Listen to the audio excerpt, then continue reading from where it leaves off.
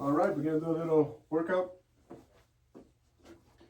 Start with your toes in, heels out, long spine, shoulders back. Big breaths. Turning up the hips, warming up the spine, side to side, look behind your shoulders, turning the head all the way back. Can let your arms swing, move at any pace, just make sure your spine is long. Big breaths in through the nose. Back to center. Keep your chest up, tuck the chin in. Inhale, roll the head to the left and back. Exhale, roll the head to the right and forward. Inhale to the left and back. Exhale to the right and forward. One more. And we'll switch directions. Inhale to the right and back. Exhale to the left and forward. Inhale. And exhale. One more.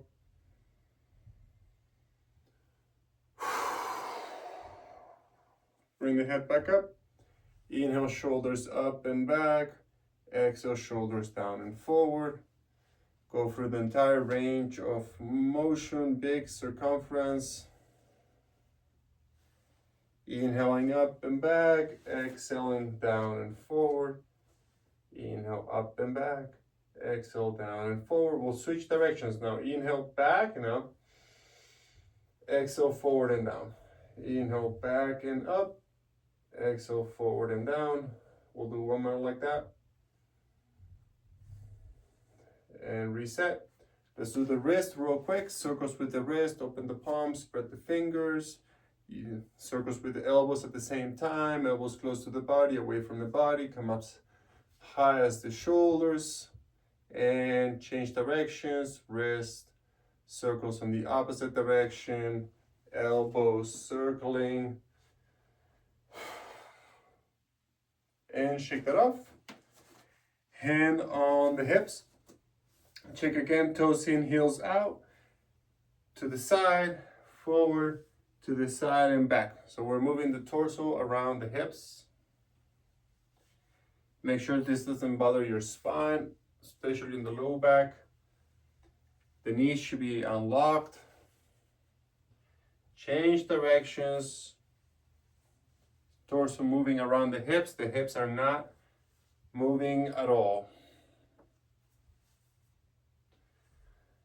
Back to neutral. And now we move the pelvis around, forward, to the side, back, to the other side. But we're gonna try to keep the torso static. Torso static, hips moving around. Change directions. As big circles as you can do with balance and awareness. All right, last ones are gonna be first the knee. Bring the feet together, knees together, and circle the knees.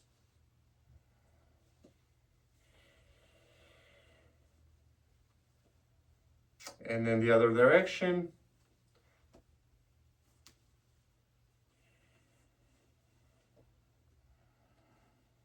And come back up. All right, left foot stays on the ground, right foot up, knee as high as the hip, but drop the hip down. And you can do either circles with the ankle in one direction and the other, or you can keep it simple and just point and flex, or flex and extend the ankle. Toes down, toes up, toes down, toes up, and then just shake the leg to the side. So other side, your choice. You can do just flexion and extension of the ankle, or you can do them circles in one direction, big circles, keep the chest up, and circles on the opposite direction, and shake that off. All right, let's find the wall, any wall.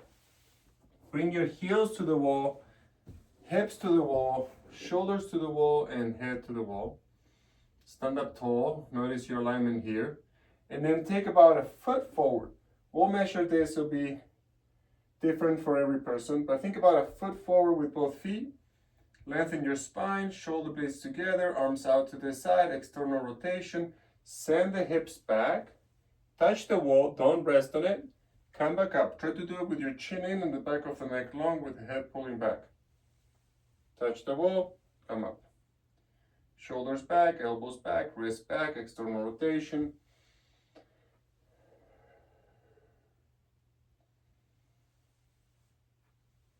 Okay, let's bring maybe about 3 inches forward with the feet. Notice if that's still close enough that you can have your hips touch the wall. And if it's too far, you just bring it back a half an inch or an inch. As little as possible, so it's as hard as you can, but still being able to actually feel that wall. And if you came back too much, you just bring it forward. Also, if you're trying to go farther back and get to the wall, a couple options you have is you can bring the feet a little bit wider apart, and that should give you more stability and a little more length at the hips. And another option also is to let the arms come forward a little bit for counterbalance. But you want to make sure that you're still maxing out your hamstrings before your arms come forward. So if you want to get into a bigger expression of the pose, first send the hips back and then see if you can counterbalance with your hands. Okay, how about one more?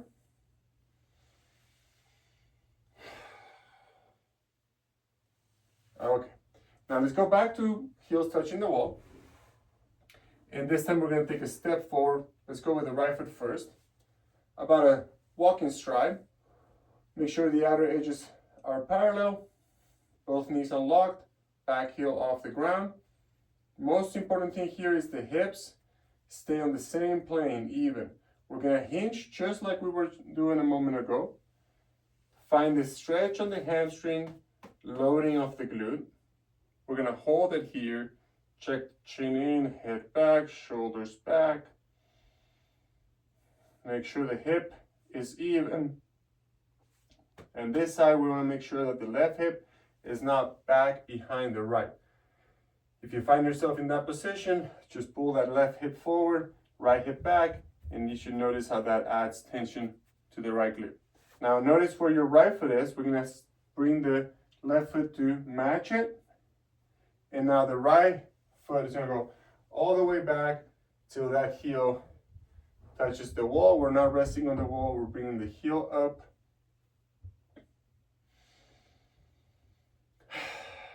Lengthen the spine. Maybe finding a long wing with the arms open, the shoulders way back. And then we hinge, reaching the sit bone away from the knee. Even the hips. Make sure that outer pinky line is parallel and that the heel is slightly widened out.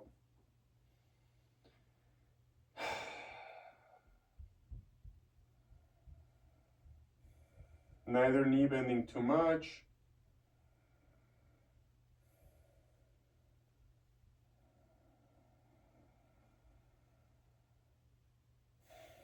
And we'll step forward. Okay, shake that off. Let's find a chair. You could set the chair ideally against the wall, so you don't have to worry about the chair falling back from underneath you. And we're gonna aim for our sit bones towards the center of the chair, more or less. And the game here, if you will, is to have your feet as forward as possible, but still being able to stand up from this position. So if I bring my feet way too forward, I won't be able to do that.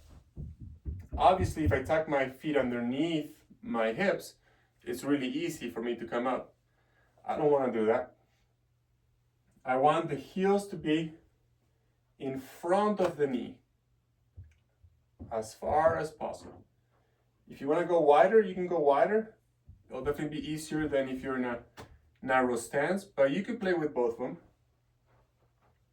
What we want here is that the low back is braced, meaning we want to arch a little bit, not too much. We're going to keep the shoulders as far back as possible. We're going to hinge so that we can put the weight over the legs, and we're going to reach with our arms for a little leverage. So I'm arching, I'm hinging, I'm reaching. I'm going to pop up, come all the way up to standing, keep the hips slightly back so I still remain on a small hinge. Keep my knees slightly bent, and then I'm going to hinge the hips back. Just like we said before, first hinge the hips all the way, find the maximum stretch on your hamstrings. You can use the arms for leverage, palms face up, and I'm still trying to pull my knees back as I sit down. Trying to hang on that low squat as long as I can. Bring the weight over the legs, reach with the arms. Try to keep the back extended here. Come up. Big chest, keep the chest up. Hips go back, find the hamstrings, leverage, and come down. And you can find your own pace. And like I said, you can also try hanging on the low squat, just hanging and hanging, checking your chin in, your back extended. Ideally, the shoulders are slightly back down, trying to get as low as possible, and then resting down. All right, let's just do a couple more here.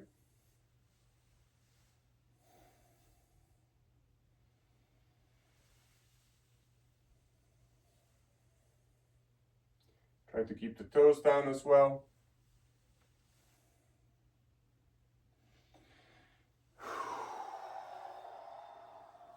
Okay, let's try bringing those feet a few even millimeters forward. Not too much. Just make sure they're farther than they were before. And let's see if we can do about 3 or 4 reps at this length. Make sure it's not too far.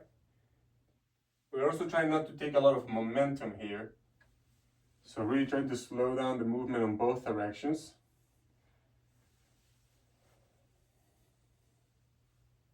How about one more?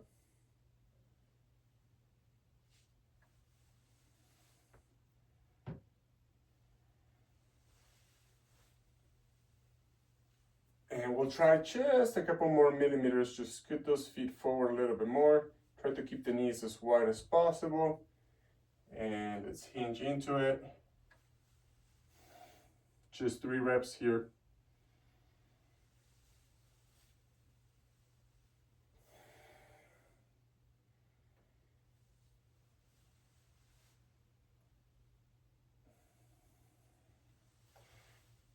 So maybe this is the last one right here. We're gonna come up to standing and remain standing here, shake that off. And we'll finish on the ground with the right foot forward and the left knee back. You may wanna find some padding for that left knee that's on the floor. Same idea, heel in front of the knee.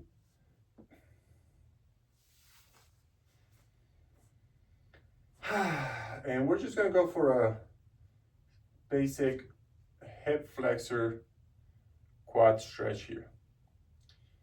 So you can bring that right foot forward a little bit. Just make sure it feels okay on that knee and okay on that front hip. If you can, bring palms to prayer. Otherwise, you could do this also with a little hands on the blocks. Let's try to stay up here, upright with the spine, palms together. Think of that right hip dropping down, maybe pulling it back a little bit so you make sure that your hips are even.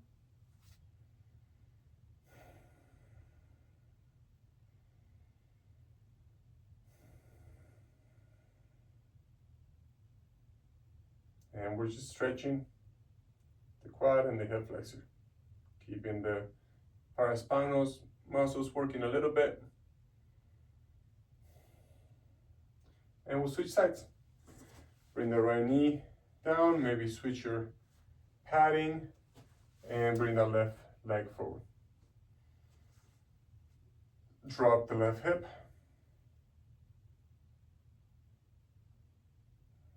Lift the chest up.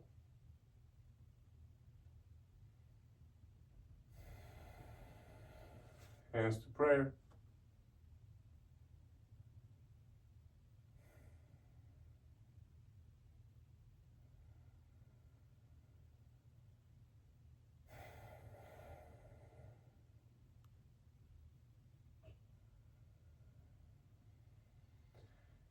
Big breaths, chest up. Keep the left knee back. Maybe scoot your left foot forward. Check the back foot. Make sure the heel is widening and that the leg is not closing in.